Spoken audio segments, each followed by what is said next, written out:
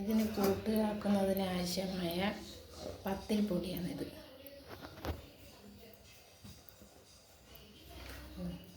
പത്തിരിപ്പൊടി ഒരു പകുതി അതിലധികം പത്തിരിപ്പൊടി ചേർക്കുക.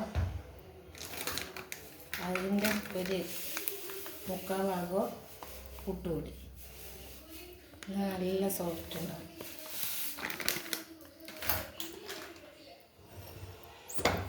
ഇത് നമ്മൾ ക്രഷ് ചെയ്ത് വെച്ച തേങ്ങ.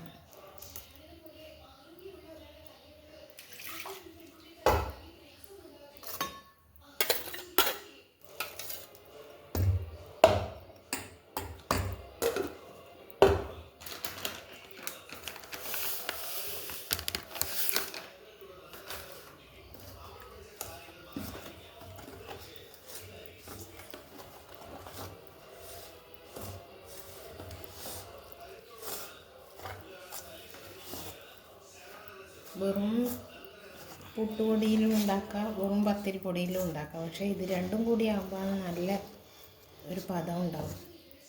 രണ്ട് പൊടിയും കൂടി ചേർക്കും, നല്ല സോഫ്റ്റ് ഉണ്ടാവും.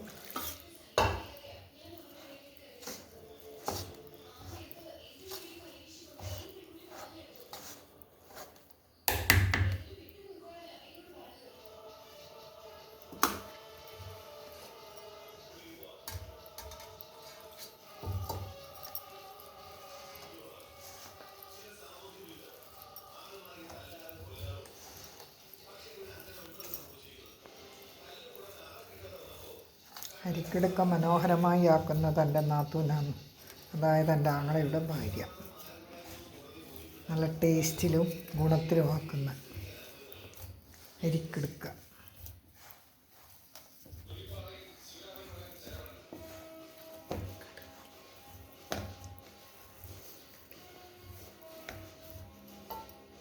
കണ്ണൂർക്കാർ അരിക്കെടുക്കാന്ന് പറയും, നിങ്ങൾ വേറെ എന്തെങ്കിലും പറയുന്നതെന്ന് അറിയില്ല. നിങ്ങളെങ്ങനെയാണെന്ന് ആക്കലൊന്നും അറിയില്ല. നമ്മളാക്കുന്ന സ്റ്റൈലാണ് ഇത്. കടുക്ക പുഴുങ്ങൽ. ഇത്ര ചെറിയ കല്ലുമ്മ കൈ കിട്ടിയാലും ഇവിടെ അരിക്കടുക്കാക്കും. അരിക്കടുക്കാക്കുന്നതാണ് എൻ്റെ മക്കൾക്ക് ഏറ്റവും ഇഷ്ടം.